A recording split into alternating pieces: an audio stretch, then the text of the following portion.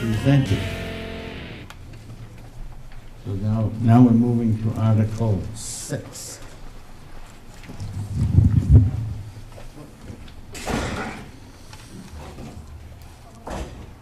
I move Article 6, Transfer Station Special Revenue Funds, to see if the town will vote to raise and appropriate the sum of $395,544 for the purpose of the transfer station operations, with $259,905 to come from the Transfer Station Special Reserve Fund, with a balance of $135,639 to be raised by taxation. This special warrant article, per RSA 32:3, Roman numeral 6D, and RSA 32:7, Roman numeral 7. Estimated tax impact is 16.7 cents per thousand. Recommended by the Selectmen 3-0. Recommended by the Budget Committee 7-0. Okay, we have a motion and a second. I have an amendment to offer. Okay, please. I've been asked to, due to information that has come in since the budget was really put together, to amend a couple of those numbers. So on the first line,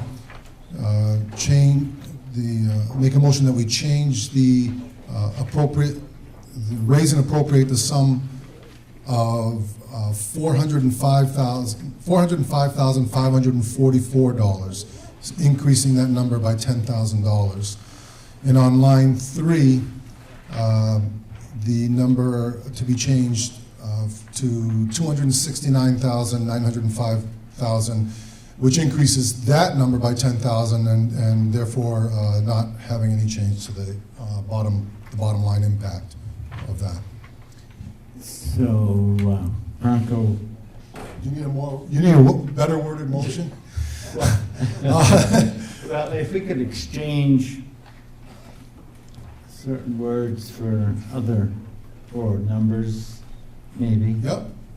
So, you want me to make that motion? No, go ahead, yeah. All right, so I apologize. I'll make the motion, we change $395,544 to $405,544, and the number $259,905 to $269,905. So change in numbers. Do we have a second to that motion? Second. Do you want to? Anybody have any questions on the numbers? You want to make comments on that, Karen? Okay. All right.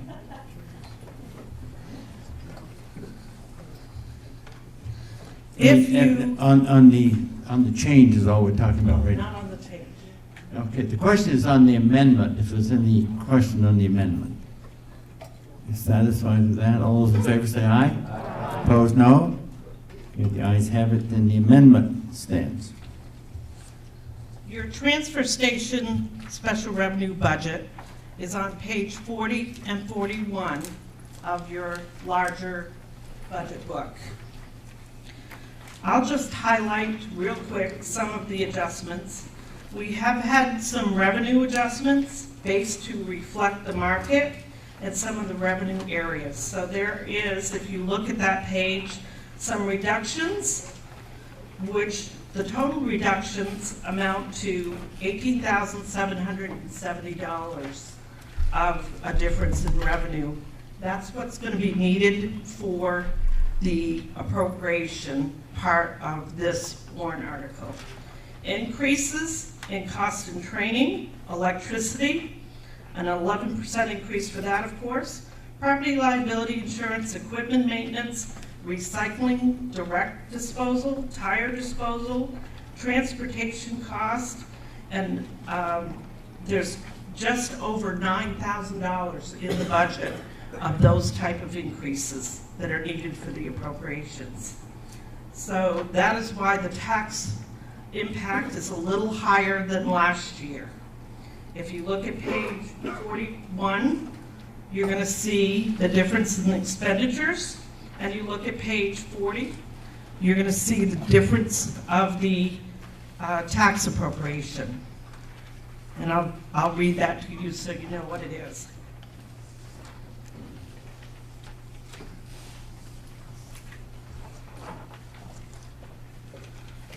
So the amount of expenditures is the new amount, and the revenues are up by 10,000 compared to what they show in this report.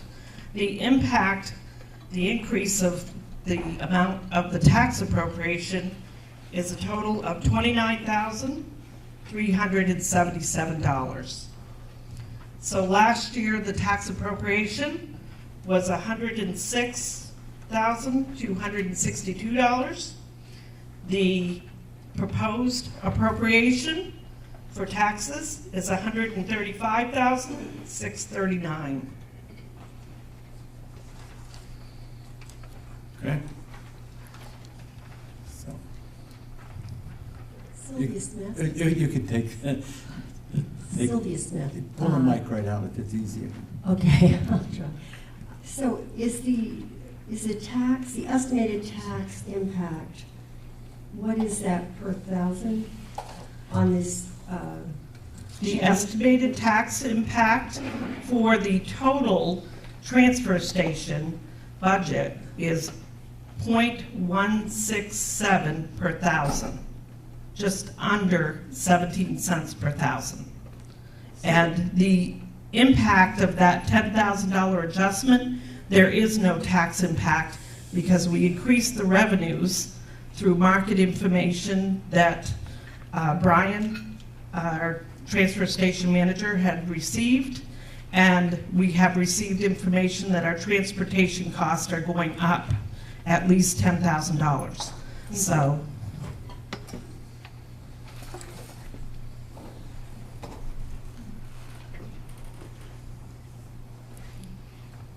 Well, be pleased to know I don't have a question. I just want to compliment Brian Patno and the entire crew at the transfer station who are doing miraculous work there with a declining market. They're cutting every corner they can, and whatever the spread is between revenue and expense, it's worth it. I hope everybody supports this article.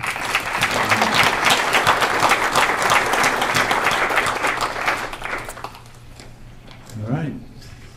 You ready for the question? Okay, for Article 6, those in favor of placing it on the ballot as presented and amended, say aye. Aye. Those opposed, no. Okay, so Article 6 goes on as amended. Article 7.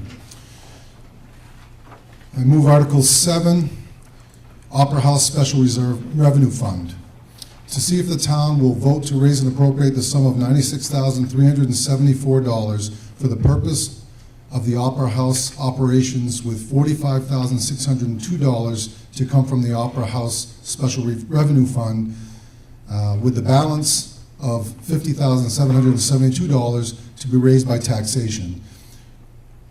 This special article is a special warrant article per RSA 32:3, Roman numeral 6D, and RSA 32:7, Roman numeral 5. Estimated tax impact is 6.2 cents per thousand, recommended by the selectmen 3-0, and recommended by the budget committee 7-0. Motion made and seconded. We have discussion on that motion. Karen? the budget for this is on page 42. And just a quick overview, we have adjusted the revenues and increased those revenues based on the current activity and the expected activity of the Opera House. We continue to have very successful events, rental use of the Grand Hall and the tower rooms. It's becoming more and more frequent. So there's quite a few days that there's something going on there, whether it's in the morning, afternoon, or evening. The revenue side of the proposed budget is increased by $10,600. The increased use of the Opera House also increased the cost of the staff and additional hours to maintain, clean, and manage the Opera House. There's an increase in electric, water, and sewer, and office supplies and postage because of some of this effect. There's an increase in property liability insurance as well, and we have added in 2018 a printer, copier, fax, which is on a lease purchase. Those cannot be included in the default. In the past, I would have, because they've been under contract. The effect of these changes have made the appropriation for the taxpayers on this warrant article $1,353 higher than it was in 2018. Okay, thank you. Questions, further comments? Ready for the question. So then all those in favor of placing Article 7 as presented and moved, say aye. Aye. Opposed, no. The ayes have it. Article 8. I move Article 8, Parking Meters Special Revenue Fund, to see if the town will vote to raise and appropriate the sum of $54,818 for the purpose of the parking meter operations, with $54,818 to come from the Parking Meter Special Revenue Fund. This special article is a special warrant article per RSA 32:36D and RSA 32:75. Estimated tax impact, 0 cents per thousand, recommended by the selectmen, 3-0, and recommended by the budget committee, 7-0. Okay, so, you're moving that and second? Second, okay, moved and seconded. Discussion? Karen's right behind you, Carrie.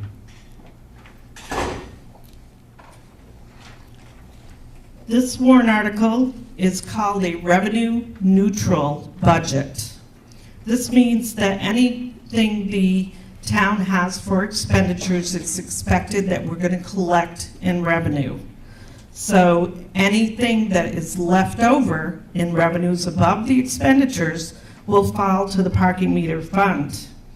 That reserve fund is used for purposes by vote at town meeting for improving, repairing, parking lots, highway improvements, sidewalk improvements, increasing the parking and sidewalks, and other various parking and sidewalk activity. It has to be voted on by the voters. Some only minor adjustments were done to this budget. There's a slight increase in wages and benefits and a decrease in the mileage reimbursement line, making the total adjustment to this budget $308 over the 2018 budget. One thing I'd like to mention is next year, I am hoping to have 2 warrant articles for each one of these special revenue funds to move them back into the operating budget as a revolving fund if they are allowed. This way, we're only doing 1 warrant article for all of the town activities. Okay. Further, yes, questions?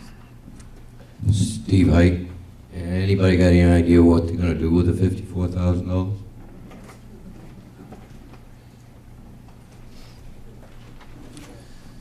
So currently, this covers the wages and any other related expenses for the parking enforcement. Also, I believe it's around $20,000 annually goes out to pay for debt that was incurred as part of a project that helped tear down some buildings and put a head in Green Street, parking and that sort of thing. So. Also, any maintenance to any of the equipment, the meter heads, that sort of thing too. Yes, is that Green Street parking thing almost paid off? 2023. And there's actually a warrant article on here that we'll discuss later about that. So none of this will go towards trying to build any parking spots or anything that we're in dire need of? That's a great question, and it'll lead us to. I mean, I know we got a new ride for them to check the meters and carry all the money and stuff back and forth, but other than that, So 20,000 is going to the parking lot, but Mhm. some more is gonna go to something else, you got an idea on? Right, so, Thank you very much. yeah, I mean, just to, you raise a good point. Part of the issue is that the parking fund itself, I think we're only putting away about $1,000 a year. Sometimes it might go a little more or a little less. And the original purpose of the fund is to keep our parking, sidewalks, roadways, help offset those costs. Yeah, and we'll address it on another warrant article, but I'd like to talk about a potential way to make that fund build up and then leverage those funds to do a lot more. You keep coming back to taking care of the sidewalks and the maintenance and that stuff. But isn't that what the town does? The highway guys, they're plowing it. The police department's not paying to plow the sidewalks, salt and sand, put the paint stripes down for the walker that nobody uses and stuff like that. So the use of the funds can be used for parking lots, sidewalks, and roads. I think that what you were referring to earlier is infrastructure improvements to those. Like, for example, the parking lots need a lot of work. We also, but we'll cover it more later on another warrant article. We haven't kept up our obligation. There's been a lot of deferred maintenance, even with some of the leased lots that we have. And so we'll talk about that on some upcoming articles.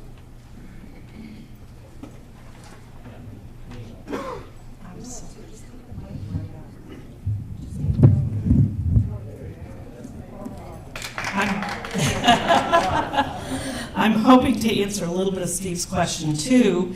If you look at page 43 of that budget sheet, when I talk about a revenue neutral and the amount is talked about coming from a special fund, the amount of revenues proposed is $54,818. So that's the figure you're talking about. That's revenues for 2019. Expenditures expected for 2019 is $54,818. So if we collect more than we expend, that falls into the parking meter fund that sets aside and waits for the voters to decide what to use it for. And currently we have approximately, and this is an unaudited number, $30,500 in there. And that is a rough estimate as of 2018, the end of the year. So we have those funds that in additional warrant articles that could be used if the voters approve it. You can leave that right out, that's better. Leave it right out, Karen. All right. Questions, comments? So ready for the question? All those in favor say aye for the placing on the ballot. Aye. Opposed, no? Okay, the ayes have it, so the article goes on the ballot. Article 9? Yeah. I move Article 9, dog license, additional $1 fee. Shall we adopt the provisions of RSA 3195-C to restrict the additional $1 dog licensing fees proposed by the Select Board under RSA 466:39 to expenditures for the purpose of establishing and operating a dog park by the Littleton Parks and Recreation Department? Such revenues and expenditures shall be accounted for in a special revenue fund to be known as the Littleton Dog Park Fund, separate from the general fund. Any surplus in said fund shall not be deemed part of the general fund accumulated surplus and shall be expended only after a vote by the legislative body to appropriate a specific amount from said fund for a specific purpose related to the purpose of the fund or source of the revenue. There is no tax impact. It's recommended by the selectmen 3-0 and recommended by the budget committee 8-0. Okay, you made that as a motion? And second? Okay, discussion? Yes? Thank you.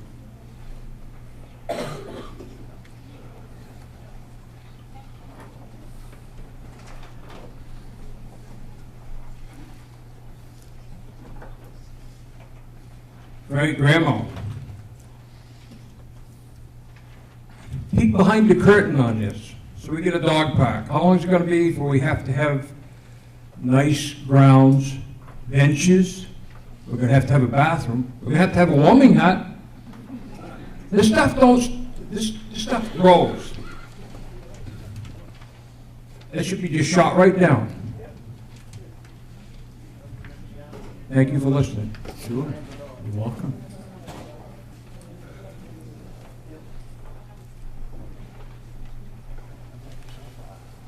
Hello, my name is Chris Wilkins. I'm the Director of Parks and Recreation. So this fund would be set up, that would be paid for $1 each year per dog.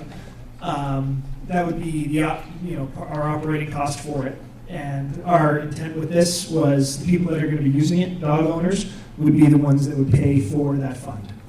So it wouldn't affect your taxpayer, only the people that are going to use it. And that'll be our operating fund. Okay, thank you. Steve, isn't the Dells our dog park? I know. How do you feel about that? I mean, is this just another corner for somebody else to go? Where is it? The new plan? What's it for?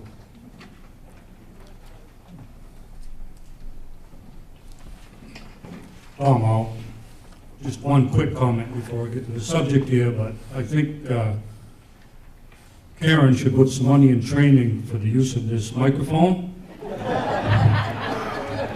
And she should lead the group because she's the only one that seems to have mastered the technique. Yes, the Dells is a dog park. It's been a dog park forever. I'm a park commissioner as long as I've been, and way before that. People who bring their dogs there. It's a natural area. It requires no fences. It requires $1,000 a year if you say that our commission's budget is $3,000 and we do the Crags and we do Pine Hill and we do the Dells.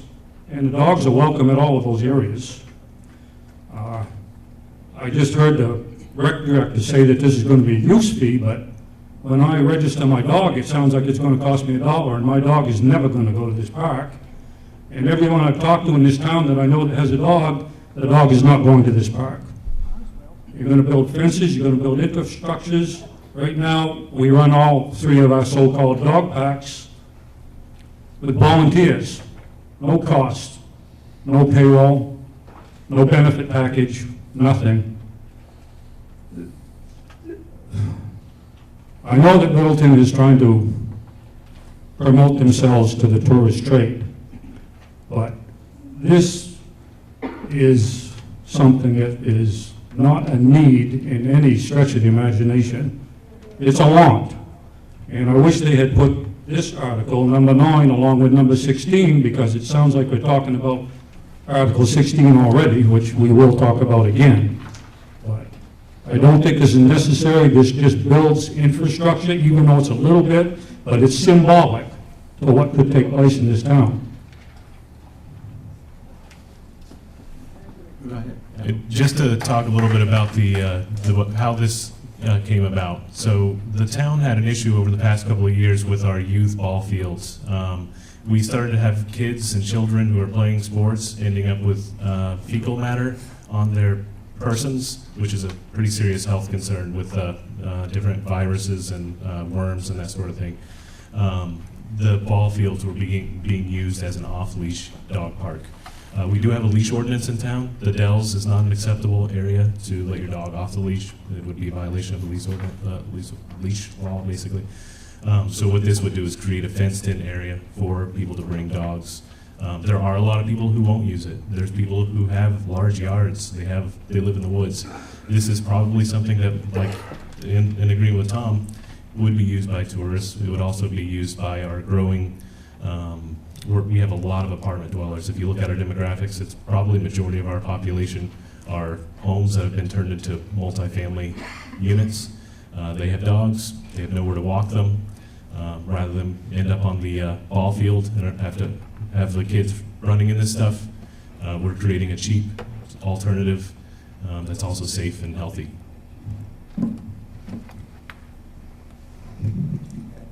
My name is Sarah Shovlin, and my husband and I have lived in Littleton for a year now.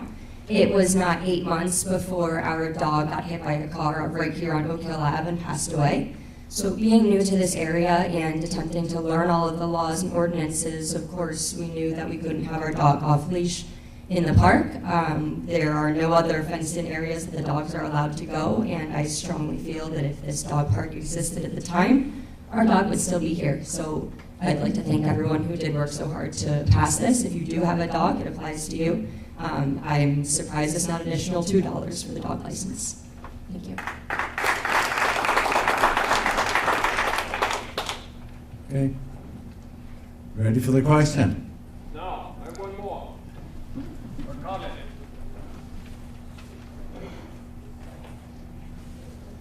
Frank Gramo, enforcement. Okay, we have a leash law. Where's the enforcement? You know, I see the signs like everybody else. Also, look, we get this dog park. What's the liability insurance on that? Somebody gets chewed up by a Rottweiler or whatever, and you can say, well, no Rottweilers. Okay, well, that's good. That's just like the guy said, it's going to be paid for by all their donations. Do we have that in writing? That ain't gonna fly. That just won't fly. I don't care. Thanks. And I'm curious what the insurance would be on something like that. So it's already included in our insurance. We're in a shared risk pool. You know, our insurance is based on claims. I'm not sure if this would actually even fall under the state's recreation liability release. I'd have to check in on that, but it's already included. And as for enforcement, the select board saw this as an issue. I think back when Milton had been chairman, and created dog enforcement officers. I'm not sure how many we have sworn in at the time, but the issue really arose. We needed enforcement when the field started being heavily used as a dog park. So enforcement's in place, insurance in place. Yeah, insurance, that's right. But all of a sudden, we have a place that's designated just for dogs. You know how insurance companies are. I run a business. I know what you know. There's always little hooks. Thank you. Okay. Anyone else? My name is Sue Pilot. Am I too close? Ooh, I feel like- No, you're good. And I belong to the Dog Park Committee. We developed this committee over a year ago to research and see what if we needed a dog park and how we would come about developing a dog park. Our findings have been the majority of people that we've spoke to want a dog park in Littleton. We currently don't have any place for our dogs to run free, to interact with other dogs, to have social activity. It's not only important for the dogs, but it's also important for dog owners. As far as funding for benches, for water features, for outhouses, for whatever. We would do that based on doing a memorial bench. People would maybe donate to those funds, raise money that way. We're not asking for a fancy dog park. We're asking for a dog park that is fenced in, where dogs can be contained. The park would have an exit, an entry, a place for small dogs to come, for large dogs to come. I think it's important. I think that Littleton is growing, and there is no place to take dogs. We still have people who use areas that are not defined for dogs, and people are picking up dog poop, and their kids are playing in dog poop. As one lady just spoke about, her dog, she doesn't have a big yard. I know where she lives, and her dog's not able to roam free. So unfortunately, dogs sometimes get away, and they like to run, just like we like to run. So I think it's important for Littleton to help support this and bring our dogs and give them enjoyment in life. I'm a dog owner, I'm sorry. All right, and I'm available for any questions anybody wants to ask me. I'm the Opera House manager as well. So anybody wants to stop in, ask me questions about the dog park, or if they want to come to our dog park meetings. Our next meeting is Monday, February 11th at 5:30 at the Tower Room at the Opera House. So anybody has questions or wants to know what we're doing and what we've done, come to our meeting. Thank you. Ready for the question? Okay, all those in favor of placing Article 9 on the ballot as the motion was made and discussed, say aye. Aye. Opposed, no? No. Okay, the ayes have it, so therefore Article 9 be placed as Article 10.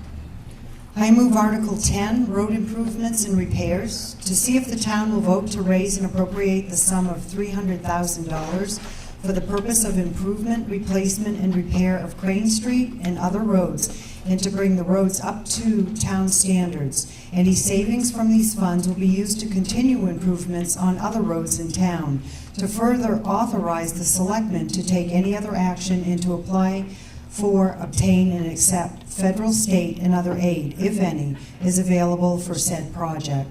This is a non-lapsing warrant article until December 31st, 2020. Estimated tax impact, 0.368 cents per thousand. Recommended by the selectmen, 3-0. Recommended by the budget committee, 8-0. Motion made and seconded. Any question or discussion? Ready for the question? All those in favor of the adoption of Article 10, say aye. Aye. Opposed, no? The ayes have it, so Article 10 goes on the ballot. Article 11. I move Article 11, Public Works Department six-wheel dump truck, to see if the town will vote to authorize the selectmen to enter into a 3-year lease purchase agreement in the amount of $90,000 for the purpose of leasing/purchasing a new F-550 six-wheel dump truck, and to raise and appropriate the sum of $30,000 for that purpose, for the first year's payment for that purpose. This lease purchase agreement contains an escape clause, majority vote required. Estimated tax impact is 3.7 cents per thousand. Recommended by the Board of Selectmen, 3-0. Recommended by the Budget Committee, 8-0. Okay, discussion. Motion made and seconded. Do we have discussion, questions?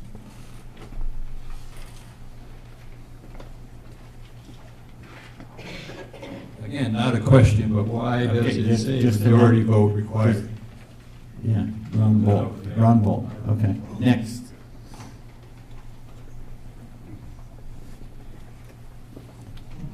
This one is a majority vote required because it is not a bond. It is a lease purchase where we only need a majority of the voters to approve it at town meeting. Of course. The reason you don't need a supermajority is because you're not committing future town meetings, because the lease has an escape clause. You can get out of it at any time, so it just needs to be approved by simple majority. Thank you.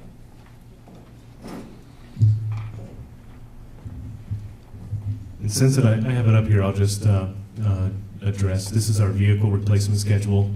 We've been off of the replacement schedule for some time due to budgetary constraints. We're working this year to try to come up with a plan to get us back on it. The vehicle's critical, obviously, and there's quite a few that are in queue. And as Bill has told me, and I've heard from others, these vehicles live and die in the salt. You know, sometimes we hear, you know, I drive my cars till I get usually 225,000 out of them, you know, changing out axles or whatever I need to do. But these things are under constant stress. The transmissions are under constant stress, the suspension, everything, and they're just and run in the worst conditions. So they don't last quite as long. Okay, ready for the question? All those in favor of placing this article on the ballot, say aye. Aye. Opposed, no? The ayes have it, so we move on to Article 10. I'm sorry. I move Article 12, Opera House heating system repairs replacement. To see if the town will vote to raise and appropriate the sum of $20,000 for the purpose of repairs and/or replacement of one of the boilers and improvements to the heat exchange system at the Opera House. If there are any savings on this project, once the repairs, replacement, and improvements are complete, it shall be used for other energy improvements or repairs. Estimated tax impact is 2.5 cents per thousand. Recommended by the selectmen, 3-0. Recommended by the budget committee, 8-0.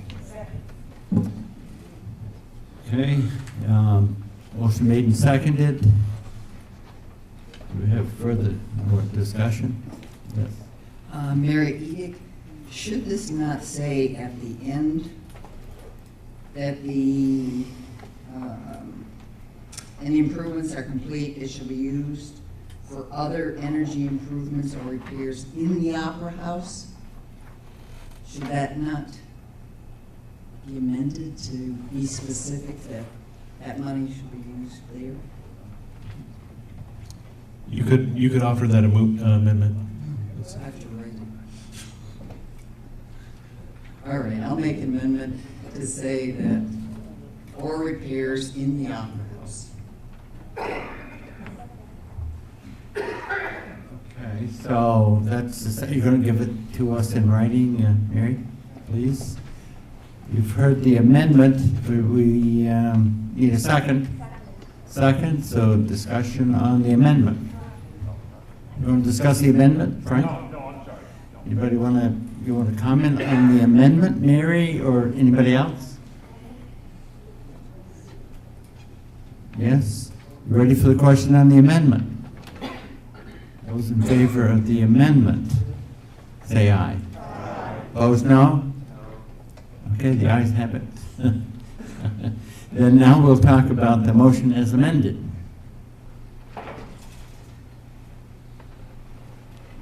You ready for that, Frank? We're going to talk about now what? And then go. Yes. Okay. Yeah, the motion as amended. And we're going to have the writing here in a moment. Yeah, go ahead. Frank Gramo, what are we getting for $20,000?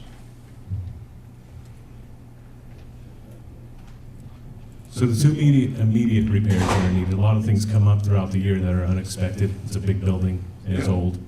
So what's happened with this specifically is one of the boilers, I believe there's, is it 6 boilers or 4 in the Opera House? 4. Here's 4. And one of them is failed. They're going to start cycling out, I think, at this point in their lifespan. This is the first one that's going to fail. We were worried about it for this winter season. We think it'll make it through, but the HVAC says this thing's got to go.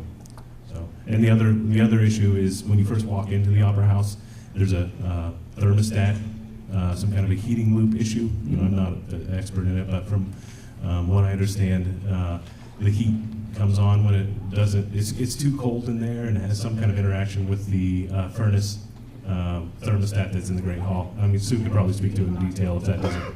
Does that answer your question? Yeah, that part of it does. But I have one more question. Yeah. How old are these boilers? Do you know?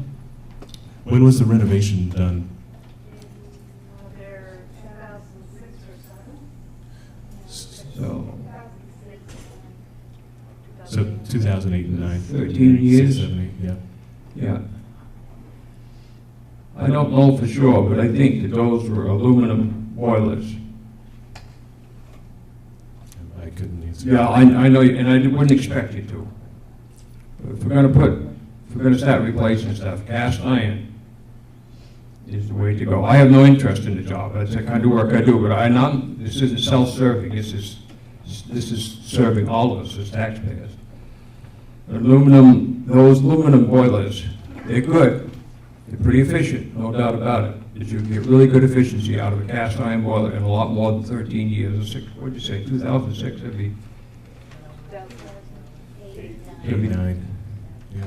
You get a lot more life out of them, so. That's good input, and I'll make sure we have that conversation to find out what's in there and take a look at the options like that. Like I said, I didn't expect you to know what they were. I mean, thank you. That's all. Okay, can you come over here to the mic, please?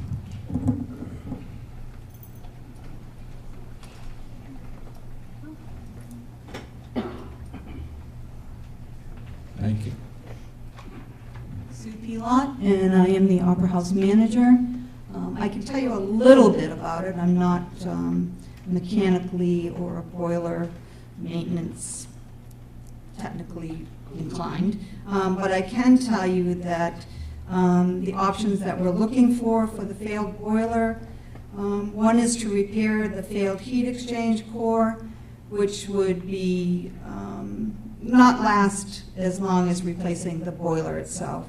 The other is to replace the boiler with a model that has a more resilient and a stainless steel heat exchange.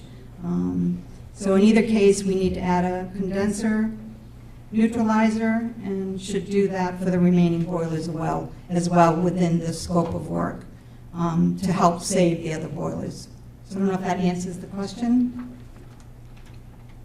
Does that answer your question, Frank? Okay, thank you. Further questions, comments? Ready for the question?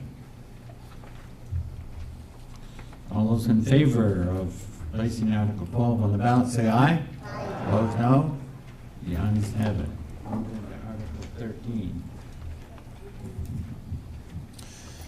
I move Article 13, Opera House Maintenance and Repairs, to see if the town will vote to raise and appropriate the sum of $5,000 for the purpose of additional repairs, improvements, event equipment, and cleaning equipment at the Opera House.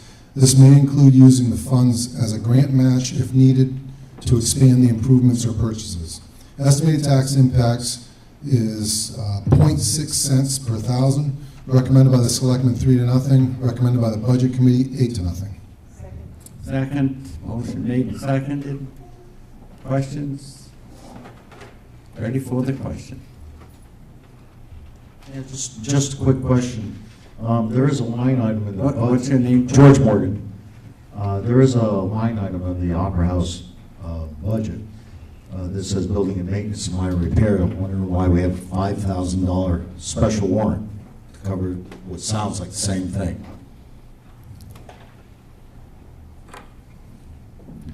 The Opera House over the last year has seen some additional repairs that it needs, and there seems to be an emergency repair all the time, or a emergency replacement. One of these items was last year. We weren't expecting to have to pull up the propane tanks and increase the level of where the propane tanks set. The top of the propane tanks were being covered by water and then would freeze, and we wouldn't be able to fill the tanks. So that emergency repair was $2,800, and where we have items in the budget, hopefully to improve, there seems to be something that always happens that costs additional money. One other item that we're having a problem with right now, we have some thermostats that are not working correctly, and it's more than one. So we need to go through and find out if there's a short or some other problem with those thermostats, and that's not part of the heating system repairs. We hadn't included that in. Originally, we wanted to go after $10,000. We do have a floor, which I call the Cottage Street level, that we would like to start doing a little bit of work in so that we can continue on moving the Opera House to be fully used and not just certain levels of it. Okay. Well, once again, you do have a line item for your regular budget, and I was just wondering why it wasn't included in that regular budget. It's a special warrant article, and to be honest with you, $5,000 isn't going to buy you much. I agree. $5,000 doesn't buy us much, but this gives us, we have some money in the budget. We also have some on the outside, so if the voters choose to give us some additional funding, we will try to use it in the best way possible to make further improvements at the Opera House. Okay, good. Ready for the question? So all those in favor of the adoption of the Article 13, say aye. Opposed, no. So you voted to place it on the ballot. Number 14. I move Article 14, Transfer Station Repairs, Replacement, Equipment, and Buildings, to see if the town will vote to raise and appropriate the sum of $25,000 to replace, repair, fix, purchase, and maintain transfer station equipment, buildings, containers, vehicles, and the purchase of additional supply of bags, and to authorize the withdrawal of $25,000 from the transfer station special revenue fund created for the above purposes. There is no tax impact. It is recommended by the selectmen 3-0 and recommended by the budget committee 8-0. Okay, second. Discussion? Move the question. Are you ready for the question? All those in favor say 14, on 14, say aye. Aye. Those opposed, no. So 14 will be placed on the ballot. 15. I move Article 15, Transfer Station Auger and Pre-Crusher, to see if the town will vote to raise and appropriate the sum of $60,000 for the purchasing and installing of a new bulky waste auger or pre-crusher and containers. Further, to authorize the withdrawal of $10,000 from the transfer station special revenue fund created for the above purposes, with the remaining $50,000 to be raised by taxation. Estimated tax impact, 0.061 cent per thousand, recommended by the selectmen 3-0, recommended by the budget committee 8-0. Okay, second. Moved and seconded. Discussion? Ready for the question? All those in favor say aye. Aye. Opposed, no. The ayes have it. Article 15 is adopted. Article 16. I move Article 16, Dog Park Engineering, Planning, Designing, and Land Purchase, to see if the town will vote to raise and appropriate $45,000 to provide engineering, planning, designing, fencing, make land improvements, provide water and/or the purchase of land, easements, equipment, and supplies needed for a dog park.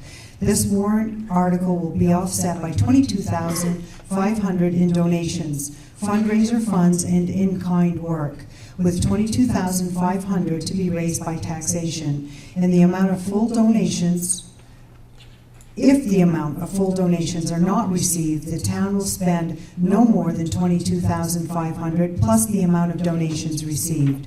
The estimated tax impact, 0.028 cents per thousand, recommended by the selectmen 3-0, recommended by the budget committee 8-0. Second. Moved and seconded. Discussion? Yes.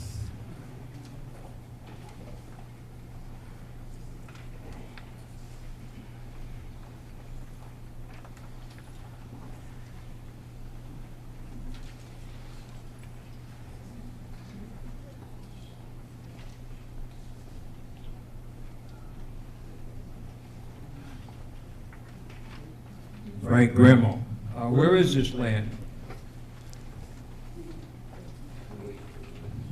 So right now, the proposed location is, see if I can use that, is this green lot right here. If you look, this is Riverside and South Street intersection. We have a request into the New Hampshire Department of Transportation to change this parcel to what's called surplus land and then sell or give it to the town. The town actually used to own this lot. We sold it to the New Hampshire Department of Transportation for $500.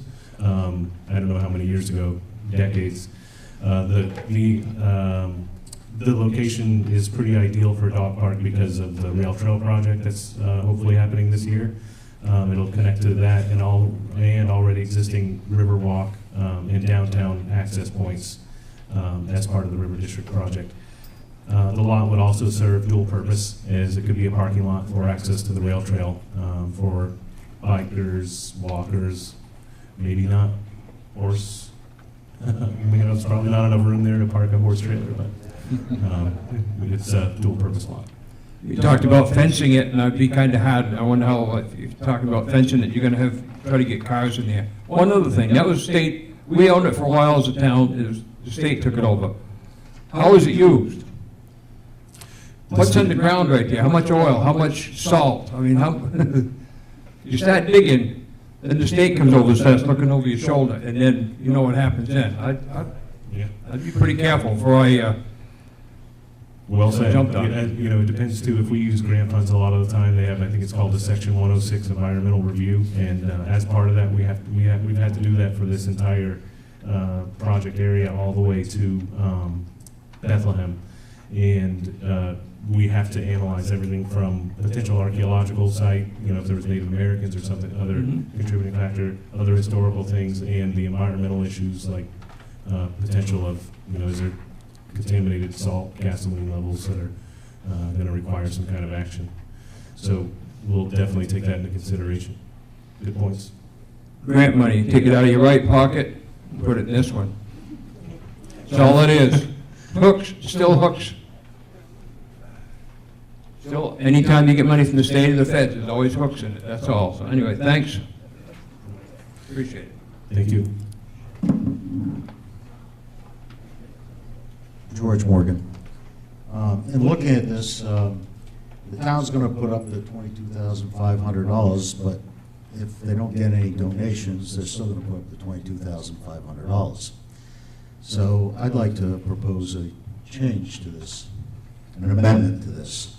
I would strike from no more than $22,500 plus the amount of donations received to read a matching dollar amount of donations received up to $22,500. This way, whoever wants this park, they put up the money, the town will match it.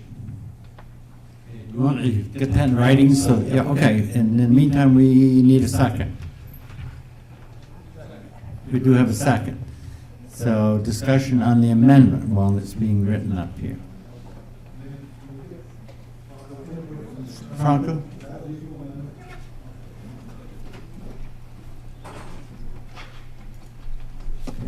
Here comes somebody to speak.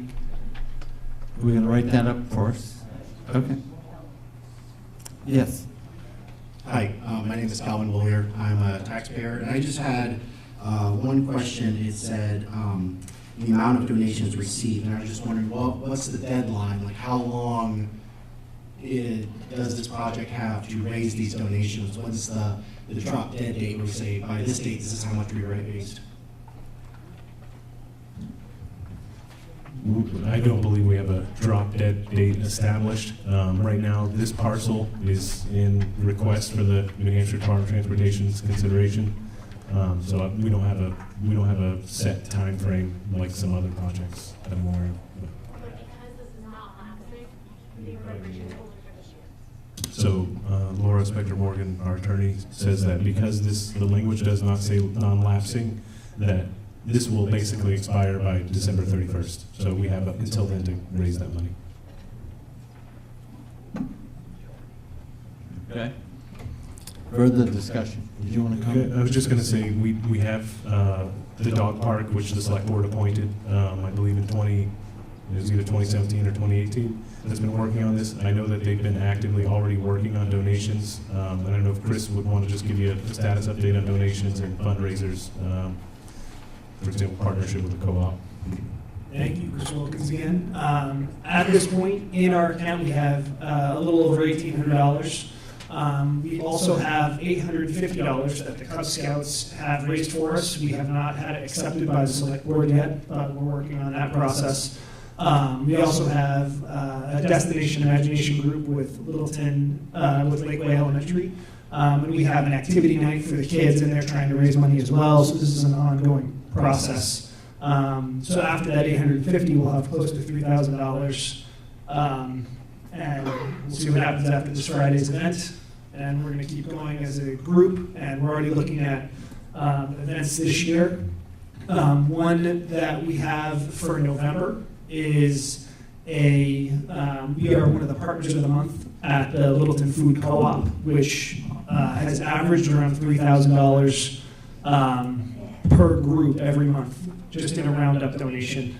We're also partnering with a couple nonprofits above the Mass Humane Society, and so we're going to continue our efforts through that.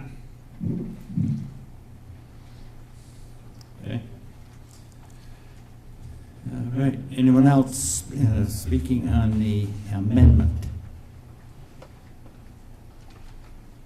We're gonna have- Someone clarify the amendment. Yeah, we're going to have it in writing here. I think we have it. Okay, do you want to read it and then bring it up here? Okay. This is George Morgan. This is an amendment to Article 16, dog park engineering, planning, design, and land. To see the town will vote to raise and appropriate $45,000 to provide engineering, planning, design, fencing, make land improvements, provide water, and purchase equipment and supplies needed for the dog park. This warrant article will be offset by $22,500 in donation, fundraiser funds, and in-kind work, with $22,500 to be raised by taxation. If the amount of full donations are not received, the town will spend no more than a matching dollar amount of donation received up to $22,500. So in essence, it's a matching fund match. Now, as far as the, yeah, go ahead.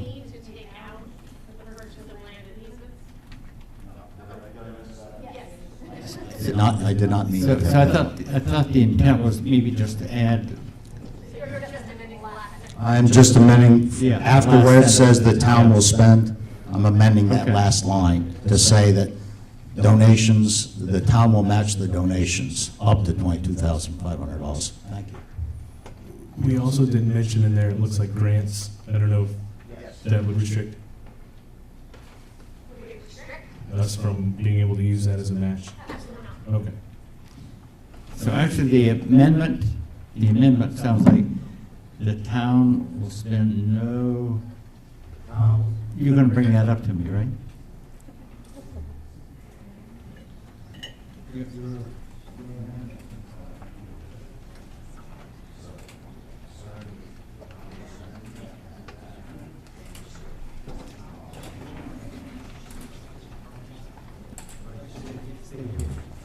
Okay. So the article as presented will stop, will stay as you see it, up to the word received. Then it will say the town will spend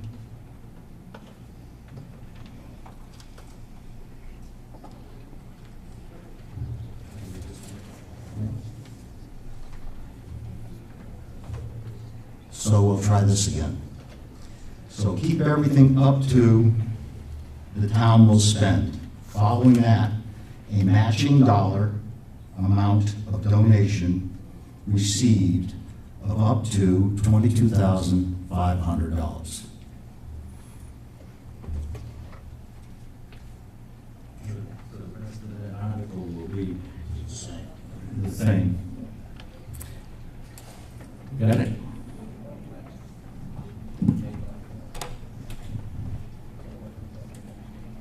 You want to speak on If I could, Gerald. Yeah. Steve Kelly. I certainly understand the sentiment of the motion, and I always pay close attention when Frank and Tom get up and give us the reality check on what we're doing and why we're doing it. But in defense of the Parks Department in particular, of all the town departments, you know, they have a long, long history of stretching a dollar about as far as it can go. And they've always been very good at garnering community involvement and contributions. And, you know, one of the things that's mentioned about here is in kind, which obviously that would be a difficult thing to put a dollar figure on. I'm opposed to this because I think I'm opposed to the amendment because Okay. I think that it's just going to hamstring us from doing something or in the process of doing something that I think is going to come out very well for the town of Littleton as presented. All right, so you're speaking against the amendment? Yes. Okay. Further discussion on the amendment? I have a question on the amendment, Carol. I'm over here. Oh, okay, go ahead. The amendment as proposed, does that I'm asking this of legal counsel, does that, in effect, eliminate the possibility of in-kind being part of the fundraising capability? Does it have the effect of eliminating that possibility? It just limits the amount of cash that the town can spend. Is your attention to the value of the donations or the cash donations? Okay, so in-kind is still legit then? Okay. Okay, ready for the question on the amendment? Yes. How is in-kind value? How are you valuing Okay, good question. I would say that we would probably use, like for example, with if someone donated use of their backhoe, we have rates that are set either by FEMA or or their labor and time by say a Davis and Bacon, like prevailing wage. And then if someone donated, for example, material, we would do our best to get an estimated value of say fencing or posts or something like that. But it is more difficult. We would find a way.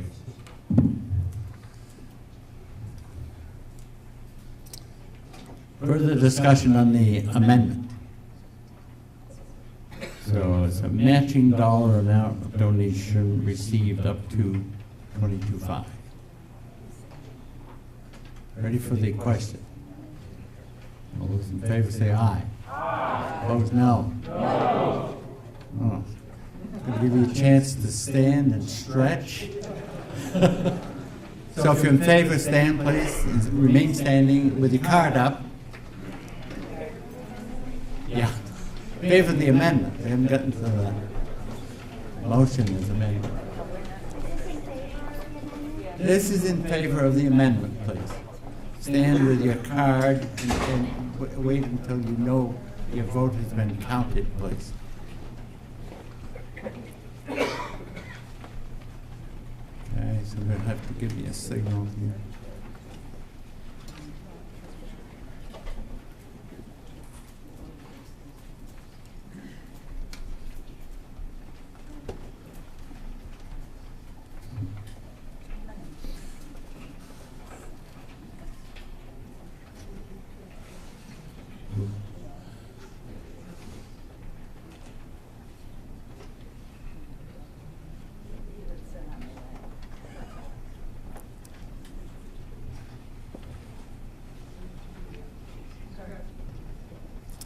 All good? Okay, those opposed, please stand. Okay, yeah, we got it. No, we don't think, we don't need to count that. No, I'd say no. No, it was difficult getting the voice, but, okay, we got, the amendment is defeated.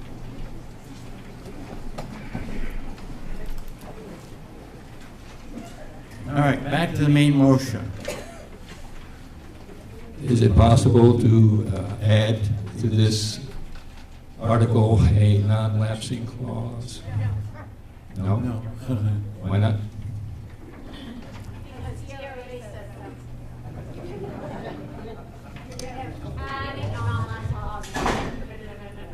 Do you want to speak from up here, Laura, please? Yeah. According to DRA, adding a non-lapsing clause is not a permitted amendment because it wasn't warned. So people who might not be concerned about you spending the money in 1 year might be concerned if it was going to be spent over 2 years and maybe didn't show up because of that. They were wrong before. They're right this time, though. Okay, fair enough, thanks. Just to make sure that I'm not misunderstanding something, but if we have a contract in place or a purchase order in place, that warrant article could be encumbered for another year. Okay, so what did you just say for everybody else's benefit? No, but I mean, explain that, yeah.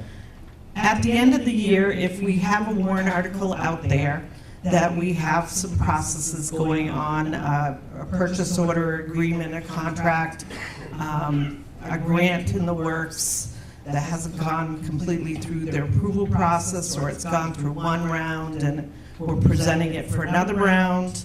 The selectmen have the authority to encumber those funds for another year or until if the warrant article says non-lapsing for that time frame.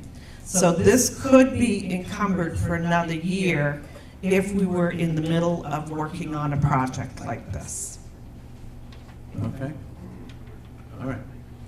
Go ahead. Mary, you owe me something in writing. Okay. Mary Edick, in the planning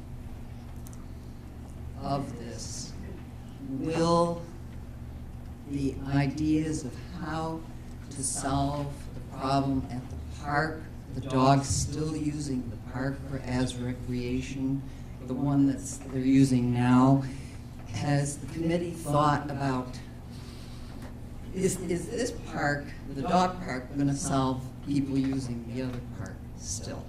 I mean, I think they will. Have they thought in the planning of doing this what they can do to keep people using that? So that's really about enforcement, and I think that we have people ready to enforce right now. And I think that there has been some enforcement action as of yet, limited. How about putting up a doggy baggy thing, where we see that many times? I mean, that's it. We do have, I believe, some of those around. We don't have enough. There was an aversion to them in the past for some reason, but I think that as we get to be a more pedestrian-friendly community, we're building out this Riverwalk and more sidewalks everywhere. That's definitely something that we'll want to incorporate into the projects. So that and enforcement. Okay, are you ready for the question? Article 16. Those in favor say aye. Aye. Opposed, no. The ayes have it. So Article 16 goes on the warrant, as discussed, without the amendment. Okay, Article 17. I move Article 17, Parks and Recreation Playground Replacement. To see if the town will vote to raise and appropriate $150,000 to replace, repair, and/or make improvements to the Remick Park Playground. This warrant article will be offset by $25,000 in donations, fundraiser funds, and in-kind work, with $125,000 to be raised by taxation.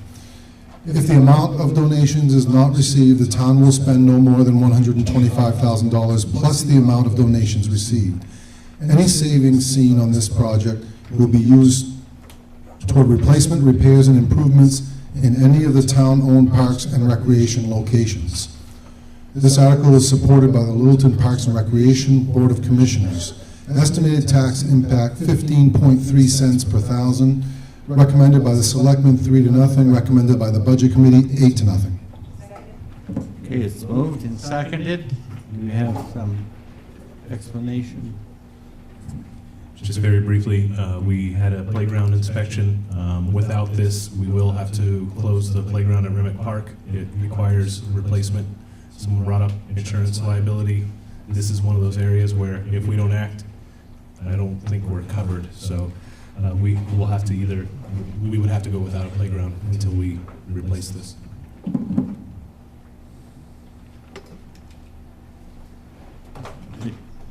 Further discussion or questions? I understand the problem, and I'm a supporter of Parks and Recreation, but this is a lot of money, and I'd like to know, since I read a while back that the Parks and Recreation also have a future plan of $3.7 million, how this fits into that plan. Are we now committed to Remick Park as the host of all of the future park and recreation developments?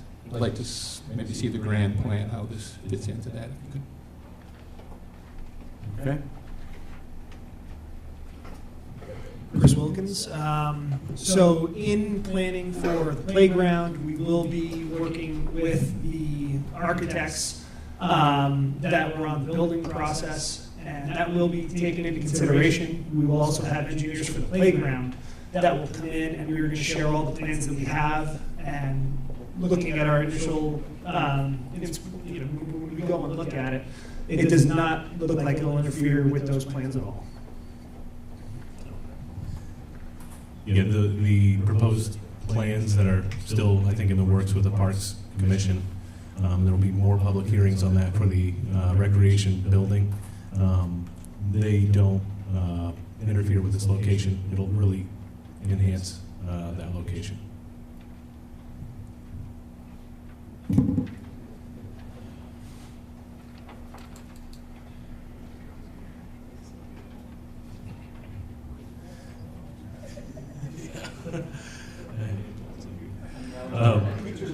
The teacher's gone. I called the question. I don't know if it's legal for me to act in his absence, but we'll call the question. All those in favor of placing Article 17 on the ballot as written? I don't think this is appropriate. You don't think you can? I don't think so. All right, we'll wait. There will be a public hearing. I wish I had a date for the recreation building because I could use it to advertise that, but please stay alert of it. So playground inspections require, playgrounds are required to be inspected. The inspection booklet of items it's a huge 3-ring binder, and so there's just so many issues with it.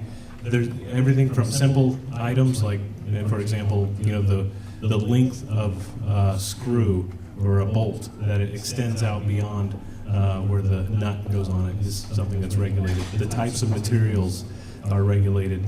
Tensions. There's height requirements. So, for example, if something is 1 foot up, then there's a ratio of how much depth the material has to have. So there's just so much. There's so much wrong with it that the whole thing needs to be basically taken out and replaced. The cost would be prohibitive to go through and try to replace and repair everything that's cited in there. So.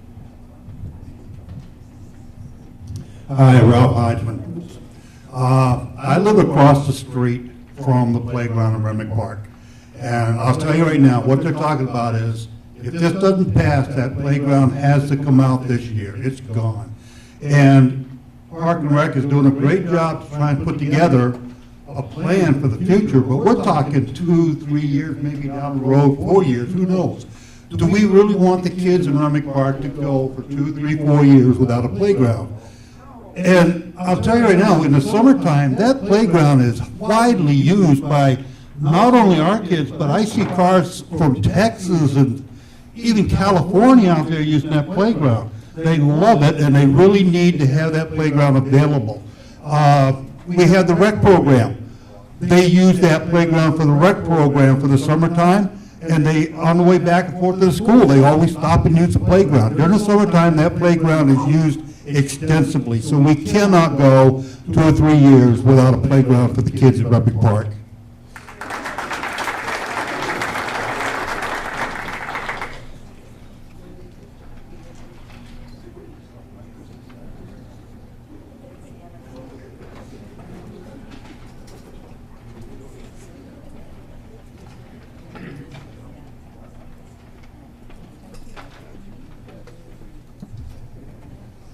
All right, we good on that one?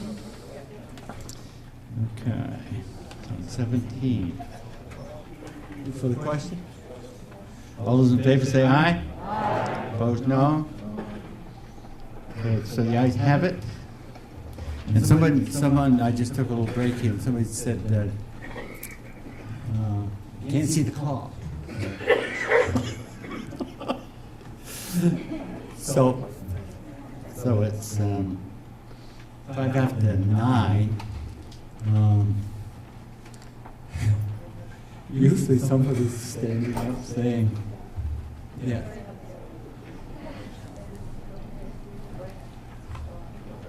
May I at this time propose a point of order? I don't know if this is correct, but we have several social warrant articles. Yeah. I'm on the Budget Committee, and we went through extensive analysis and interview of all these except for the Caleb organization. They did not appear. And the Selectmen and the Budget Committee all voted unanimously for all these except for the Caleb. And I would like to propose, if it's an order, unless someone has something they want to say for or against any of these social articles, that I would like to approve them in mass. I make that motion if it's proper. So can you do that? So did you hear what, you understand, I think we're going to have a little discussion here. 26 to 38. Yeah. So, 26 to 39. The 26 through 39. Yeah. 8 is Caleb, right? That's the only one that probably needs discussion, if someone wants to. So Because they didn't go through the process. Am I confusing this? No. So the motion is a point of order at this point. On the, we need a second, but it's with the exception of Caleb. So we do have a second. And the effect of that motion is when we get through the other than petition articles, all of the articles be approved in mass, I guess at this point, to go on the warrant for town meeting, except for Caleb, unless somebody wanted to speak on Caleb. So that's the motion. Do I have a second on that? Need a second. Oh, we had a second. Yeah, discussion on the motion. This is like a point of order. Steve Kelly, what would be the need to exclude Caleb unless somebody Well, wanted no, to I discuss it? think the question was unless somebody wanted to say something specifically. Unless, I think it's a condition there. I mean, the selectmen and the budget committee have taken their position on Caleb. I think unless somebody wanted to discuss it in particular, it could be included in Mel's motion. So unless somebody wants to discuss it. So apparently not. Oh, you want to, okay.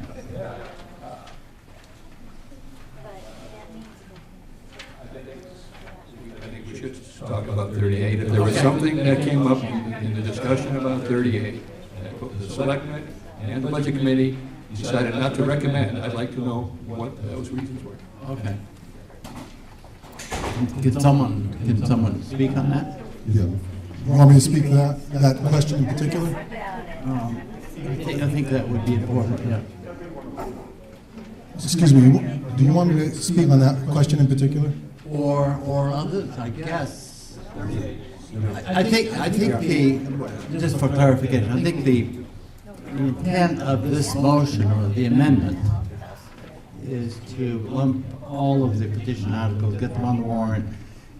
And the exception, I think, was because the selectmen didn't. On the Caleb one, Yeah. Steve Kelly again, they did not submit their paperwork, which defaulted to a position where it was opposed by both bodies. Okay, so nothing inherent against Caleb, okay. That's the same position of the selectmen. The only reason that we didn't vote in favor was because there was no paperwork provided. So we're not saying anything, to Ron's question, we're not saying anything bad about what they do or would have said. No. It's just that they did not present. So therefore, no reason to exclude 38, right?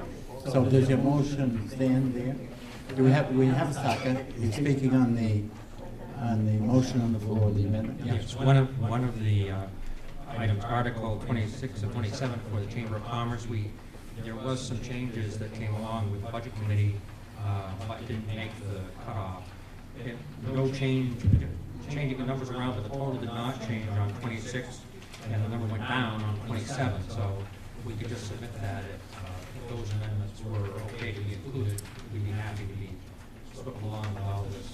You want to give that a try? Okay.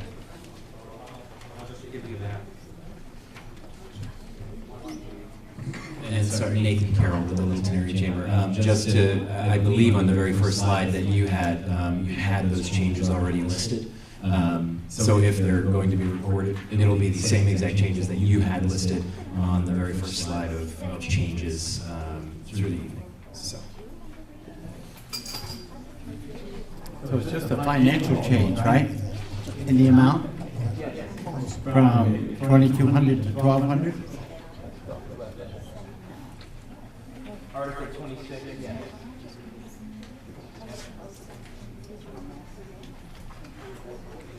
Sure. Let's, our attorney is making a suggestion. You do these separately as amendments. So Nathan, if you want to make this amendment, unless somebody has some opposition to that, make an amendment. No, I understand. No, I understand. We're kind of going offline here a little bit. Go with his amendment first.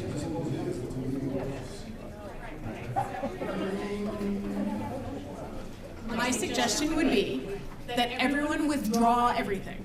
And to the extent there's a motion to approve these en masse, that those only be articles that don't need to be amended. And the articles that need to be amended be discussed separately and amended separately. So everyone would withdraw their pending motions. Your motion would become to approve articles, or to put articles 28 through 39 on the ballot as written. And then we'd have to deal with 26 and 27 separately because those need to be amended. That's my suggestion. Good with that? So then the motion on the floor would be basically what Laura just said. All of the petition articles except for the two that we expect to be amended. And we have a second on that? Motion second? Okay, you guys ready for the vote on that? I have a question, Mary Edith, on the Caleb in Faith. You said that they didn't hand in their paperwork, and they handed in their petitions. On time. They were correct. So I don't know what you're talking about. I'll explain further. Okay. So this year, in the past, you probably know that the selectmen have not taken a position. I won't speak for the budget committee, but the selectmen have not taken a position on these articles because the prevailing feeling was that we didn't have enough information to support or deny. And as a result, they went on to the ballot as the selectmen being opposed to it. In order to make the board comfortable with being able to take a position on it, we implemented a process by which each of these requesters would provide specific paperwork. It was modeled after the county requirements for us to review, and then we could make an informed decision and place our recommendation on the ballot or not. Since we didn't get that paperwork for that one organization, we decided that we would not vote in support of it because that was the whole purpose of implementing that process. So they got the petition data information and paperwork in on time. It's just the supporting documentation to get the Board of Selectmen's, and I presume, I won't speak for the Budget Committee, but I presume the Budget Committee's support for it. Okay. Mary, you okay with that?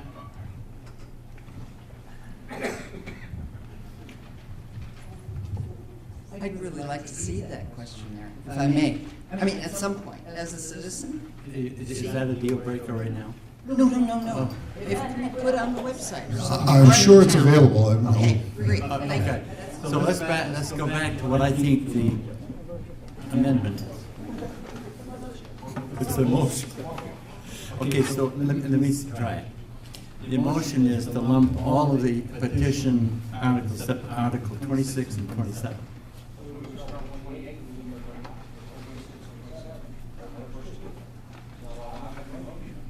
Well, no, I think the first motion is to lump all of the amendment articles, the petition articles except 26 and 27. I don't think it's a lump of them together. I think it's a motion to put them all on the ballot as written. Right? put them all on the ballot? Sure, my motion. Yeah, I mean, as far as acting on them, is what I'm saying. Including 26 and 27. No, Okay. no. So I make a motion, see guys, this works. I make a motion that we approve Article 28 through Article 39 in mass to be put on the ballot.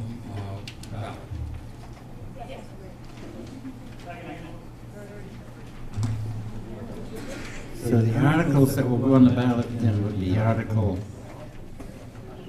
starting with Article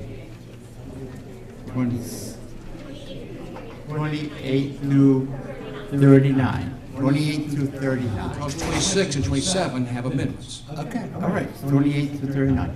We clear on that? All right. Let's please be clean. Second? You have a second? Okay, all those in favor say aye. Opposed, no? Ayes have it. So then we discuss 26 and 27 when we get to it. All right, so we're up to 18, Franco. I move Article 18, unexpended Conservation Commission funds. To see if the town will vote to authorize the Conservation Commission to retain the unexpended portion of the 2018 annual appropriations, said funds to be placed in the Conservation Fund. The unexpended portion of the 2018 annual appropriation is $11. No tax impact, recommended by the Selectmen 3-0, recommended by the Budget Committee 8-0. Motion made and seconded. Discussion?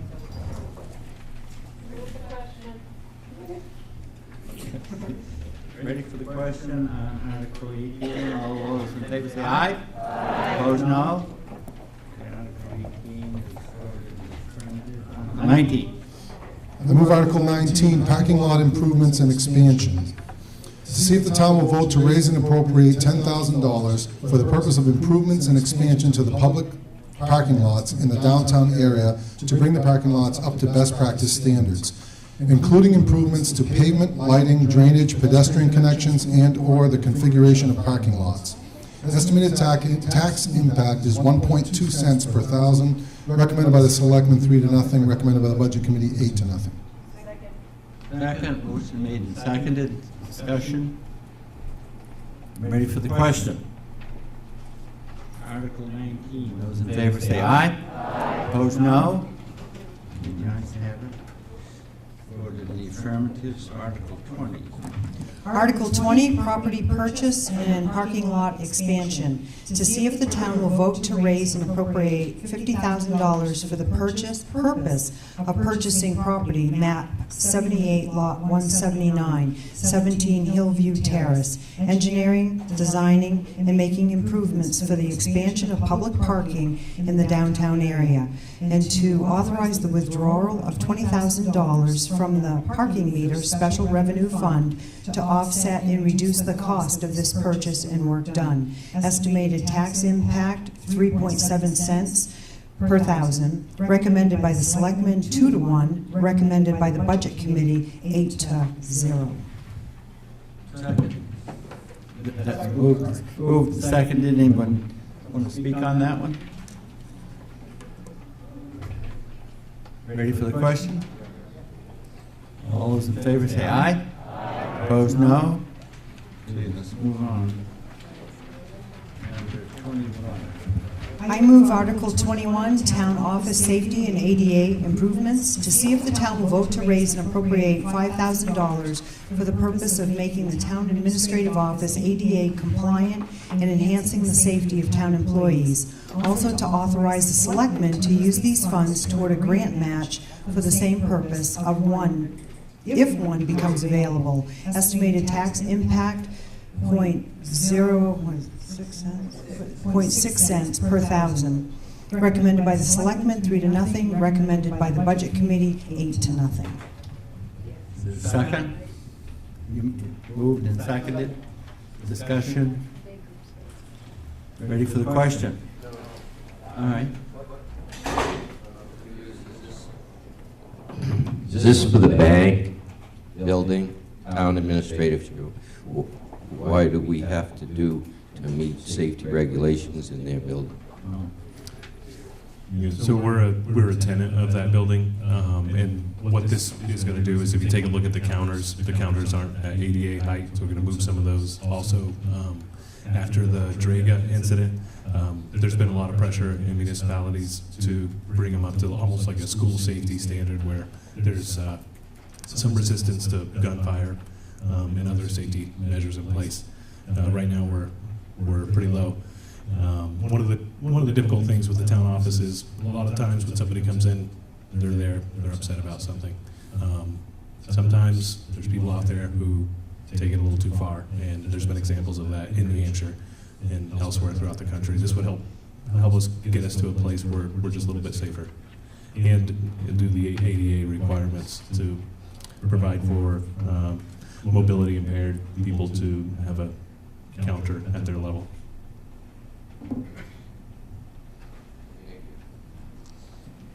Okay. We're on Article 21. Ready for the question? All those in favor say aye. Opposed, no. Ayes have it. Place Article 21 on the ballot. Article 22. I move Article 22, Mount Washington Regional Airport, to see if the town will vote to raise and appropriate $6,000 for the purpose of supporting the Mount Washington Regional Airport. Estimated tax impact, 0.7 cents per thousand. Recommended by the Selectmen, 3-0. Not recommended by the Budget Committee, 6-2. Second. Moved and seconded.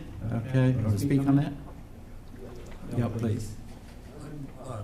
Dayton Gowdy, and I'm Littleton's representative to the Mount Washington Regional Airport Commission.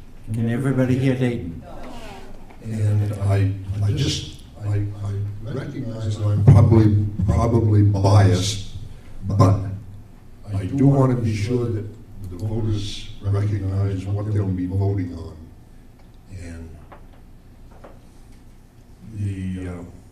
And as I understand the history of this, Littleton voted in both the year 2000 and then again 2010, I think, to approve a intermunicipal agreement, which gets referred to as an IMA. And the Budget Committee, for whatever reason, has decided not to recommend this article. And even though the Airport Commission spoke before the Budget Committee, and we thought we had answered all the questions. But, so if Littleton decides not to approve these funds, then they will be bumped off by the language in the IMA. They will be bumped off having any representation on the committee, and they probably will lose any input into the operation of the airport going forward.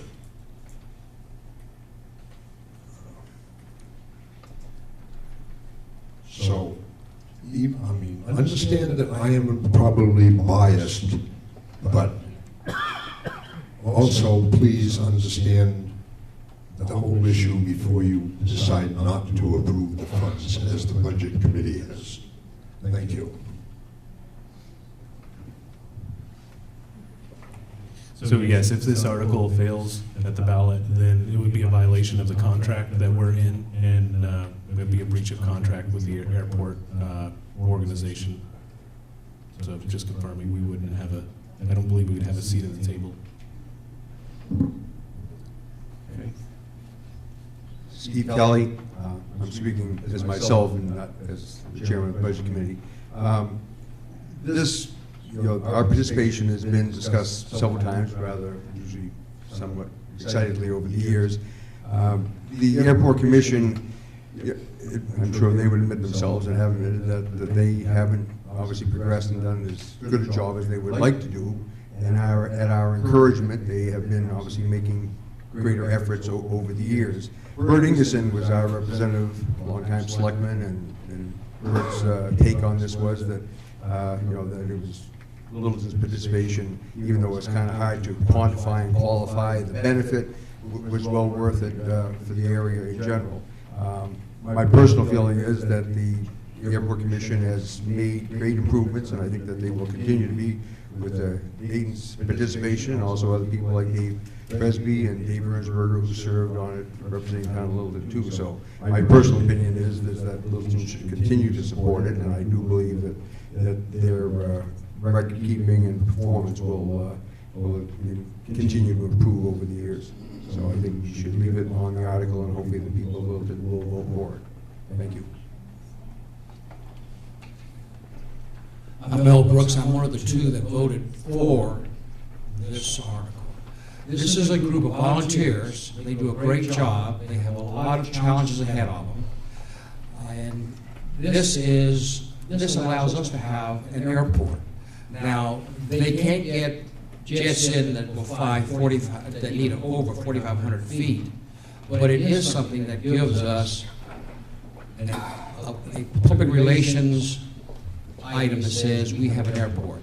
People do come in to the airport, and they go to the Omni, they go to elsewhere. But this, for us to say that we have a regional airport, will cost the average homeowner 10 cents a month. And that's pretty cheap advertising to say that we have a regional airport, but it costs you 10 cents a month for the average homeowner.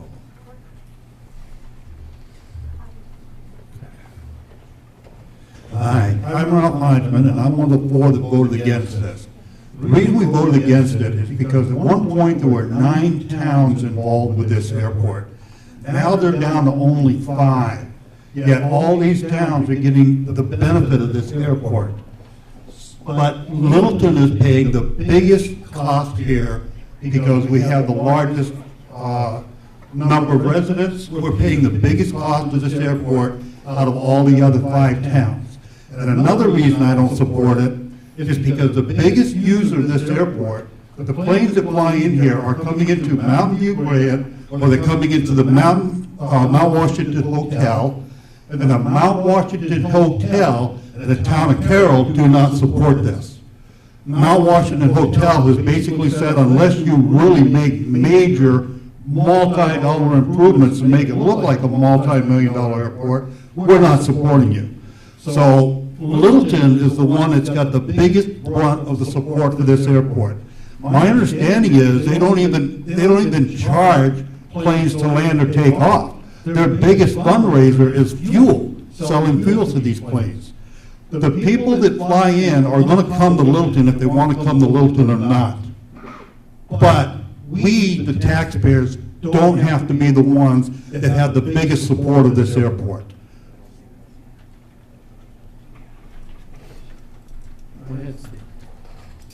Steve Kelly again. All of what Ralph says is obviously factually true, and those are some of the frustrations, obviously, that our budget committee and obviously the overall airport commission has experienced over the years. But in spite of that, still the overriding value in my mind is that for the $6,000 it's going to cost us, that, as Mel said, it's worth having an airport that's affiliated with our town, and the hope and expectation is, and we'll agree with this, is that the situation will improve over the years. This is not the time to cut out on it. Thank you. And I just have one correction. They do have landing fees, different fees for commercial and private aircraft. Commercial aircraft, less than a certain weight are $75. Over a certain weight is $140. But private aircraft do have the ability to land for free. There's also charges for overnight, and I believe they have funding also from fuel sales. And I think most of the discussion in the past few years has been over really a return on investment. If I recall from the budget committee and select board discussions about being able to track some of the people who land and how many are visiting Littleton and how much money are they bringing. Just for some clarification about some of the discussion. I'll just add very briefly that the majority of the income of the airport guests comes from fuel sales, hangar rentals, and landing fees. And they fund most of the infrastructure improvements from grant monies. There's quite a bit of money available through FFA and the state aviation department. And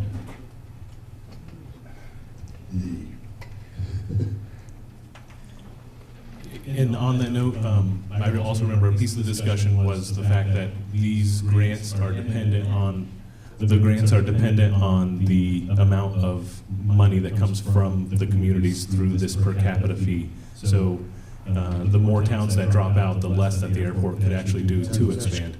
That's correct. And I personally worry that if Littleton loses a voice on the operation of it, that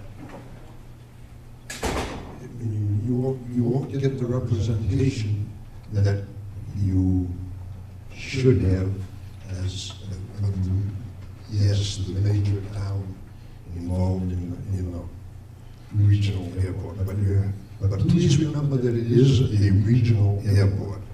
And I wonder if some of the disagreements between the Airport Commission and the Budget Committee don't revolve around the fact that one group looks at it regionally and another group looks at it just locally from the town's point of view. But if you understand that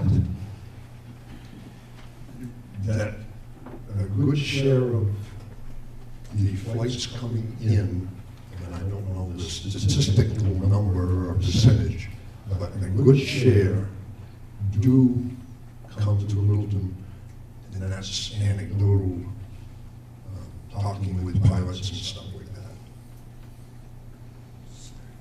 And I appreciate the comments made by some members of the Budget Committee, because it wasn't quite unanimous in their vote. Thank you. Okay, you ready for the question? Ready? So all those in favor of placing this as presented on the ballot, say aye. Opposed, no? No. You guys have it, so we're on Article 23.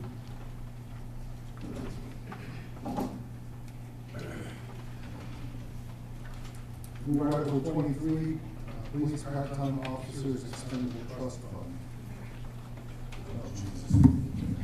Sorry.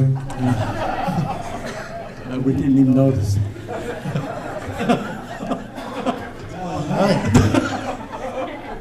Wake us up. All right. I move Article 23, Police Part-Time Officers Expendable Trust Fund.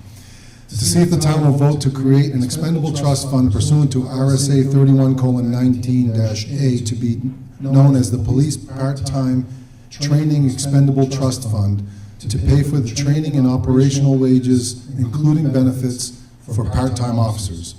Further, to raise and appropriate the sum of $1,000 to be placed in said fund, that amount representing some of the amount of any remaining balance from the police department's 2018 annual budget for wages, both part-time and full-time salary lines, with said funds to come from the unassigned fund balance. The expendable trust fund balance shall not exceed $50,000, and to further appoint the selectmen as agents to expend from said fund. There's no tax impact. It's recommended by the selectmen 3-0 and recommended by the budget committee 8-0. Okay, motion made and seconded. Questions? Ready for the question?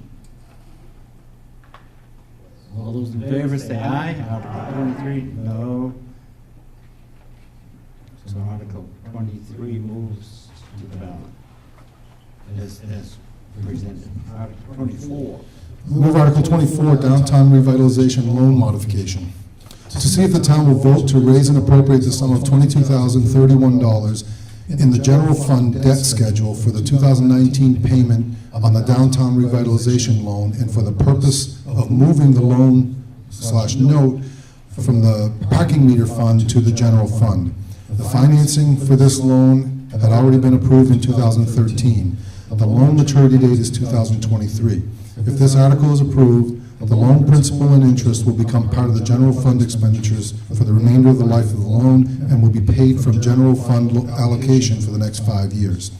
Also, if approved, the parking meter special revenues fund expenditures for 2019 will decrease by $22,031. Estimated tax impact, 2.7 cents per thousand, recommended by the selectmen 3-0, recommended by the budget committee 6-2. Okay.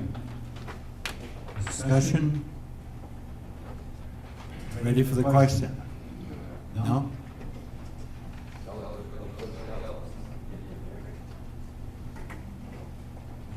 Why are you doing this?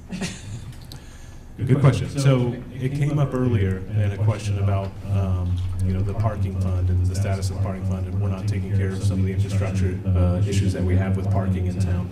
One of the issues is that the parking fund is basically being driven to, almost zero each year by having this debt come out. The debt, has some relationship to parking. It did create maybe 4 or 5 parking spaces, but I think ultimately it was a creative way to start the revitalization effort back behind the Ahead building.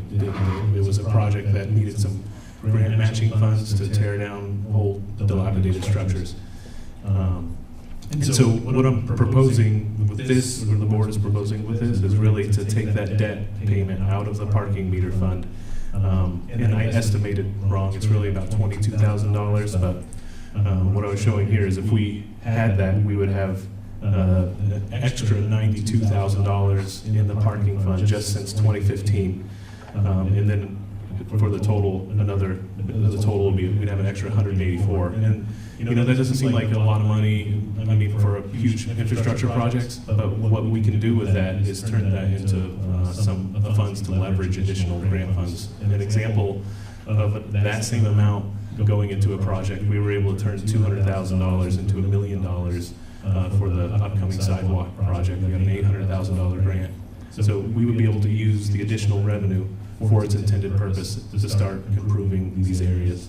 But right now, we have no funds, limited funds for that.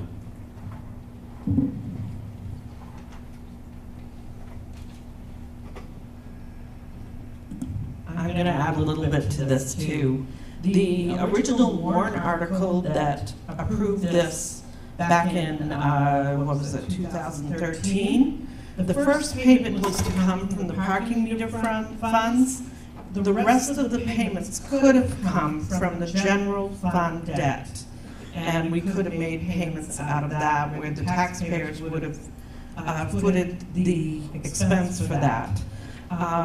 This warrant article did not have to be put on here, but the feeling was the voters should have a say whether it comes from the parking meter fund or from the general fund debt, giving them a choice. This way, at least you will know which side it comes out of, and the rest of the debt that the town has, other than sewer debt, comes from the general fund. Okay, thank you. Ready for the question? So Article 24. All those in favor say aye. Opposed, no. So the ayes have it. Moving on to Article 25. I move Article 25, unexpended supplement local assistance welfare expendable trust fund. To see if the town of Littleton will vote to raise and appropriate $8,000 to be placed in the local assistance welfare expendable trust fund, with said funds to come from unassigned fund balance. These funds represent some of the unexpected portion of the 2018 welfare appropriations. No tax impact. Recommended by the selectmen 3-0, recommended by the budget committee 8-0. Moved and seconded. Questions, comments? Ready for the question? Article 25, all in favor say aye. Aye. Opposed, no. Okay, the ayes have it, so Article 25 goes on the ballot as presented. Now we move to Article 26. So I read the article in its original intent and then make a motion to amend the article. Is that correct? We'll do the, well, we'll get it made, motion made, seconded, and then it can be an amendment. Okay. All right, so I move Article 26, Chamber of Commerce Downtown Beautification, to see if the town will vote to raise and appropriate the sum of $11,650 to support the downtown beautification efforts of the Littleton Area Chamber of Commerce. Any savings realized while purchasing these items will be used for additional chamber events and activities. Downtown flowers purchase, $4,250. Downtown flowers watering, $3,900. Pollyanna Gateway umbrellas purchase, $300. Downtown piano, tuning and painting, $2,200. Downtown seasonal decorations purchase, $1,000. Total is $11,650. Estimated tax impact is 1.4 cents per thousand. Recommended by the selectmen, 3-0. Recommended by the budget committee, 8-0. Okay, motion's made and seconded. And I would like to make an amendment. You're going to make the amendment. I will make the amendment. So decrease downtown piano cost, tuning, and painting from $2,200 down to $1,200. And then increase downtown seasonal decorations purchase $1,000 to $2,000. Okay, then The total is the same. remains the same. All right, do I have a second on that? Okay, discussion now on the amendment. Would like to comment on the amendment? Ready for the question on the amendment? All those in favor of the amendment say aye. Opposed, no? Okay, now it's the motion as amended. Any discussion? What is your discussion? George Morgan, just a quick question. I think the town always looks great. The decoration's always great on Main Street. Does the chamber put any money into the decoration as well, or is it all town money? Is anybody from the chamber here to answer that? Yeah, there are people. Nathan Carroll with the Littleton Area Chamber. We are, in terms of the downtown beautification efforts, we are a steward of those efforts for the town. So at this time, we do not. It is our hope in the future that we can look even closer at these warrant articles and then have a healthier budget in the future to be able to make it even more of a partnership. But right now, we are a steward for these funds, so we do not. We are just asking for the funds to take care of the material cost. We do not ask for funds for additional labor, for my time, et cetera, things like that. So it is very cut and dry in that way. Thank you for asking. Okay. Ready for the question?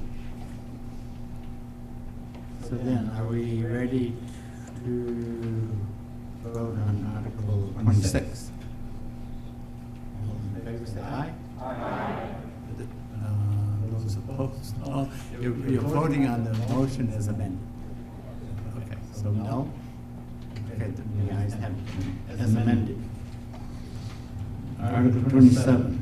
I move Article 27, Chamber of Commerce Downtown Community Event Efforts, to see if the town will vote to raise and appropriate the sum of $2,755 to support the downtown community event efforts of the Littleton Area Chamber of Commerce. Any savings realized while purchasing these items will be used for additional chamber events and activities. Gathering of the jack-o'-lanterns, $1,755. Littleton Christmas Parade, $1,000, for a total of $2,755. Estimated tax impact is 0.3 cents per thousand. Recommended by the selectmen, 3-0, and recommended by the budget committee, 8-0. And I.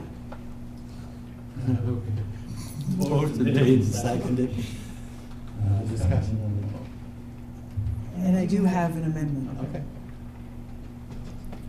So I would like to amend decrease in the gathering of the jack-o'-lanterns from $1,755 to $1,655, and reduce the amount, which will reduce the total amount from $2,007 total of these two activities, $2,755 to $2,655, so a $100 difference. Have a second discussion?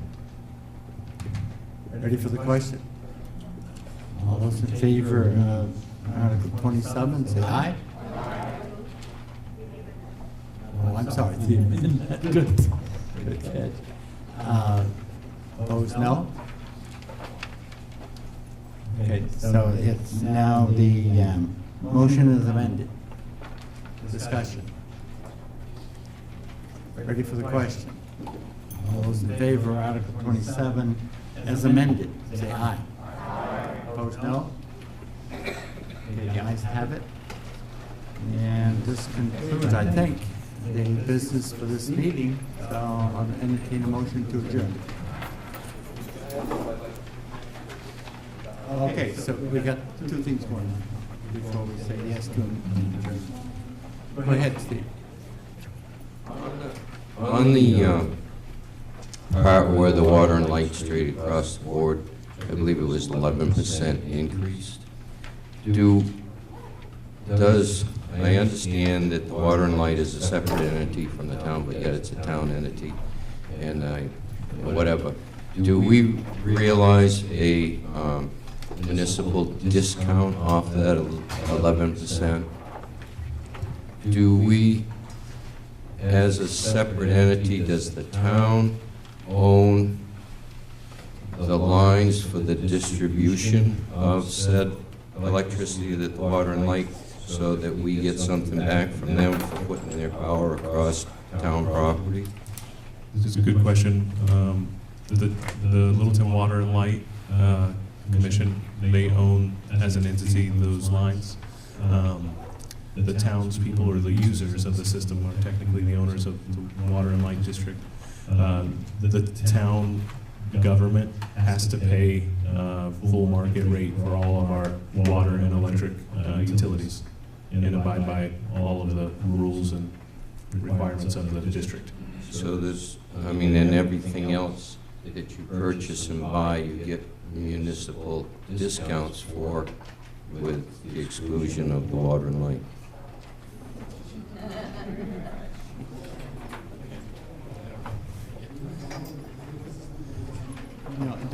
It was just a question on, because of all the stuff that came through on the raises and costs up straight across the board with everything that came up in the budget.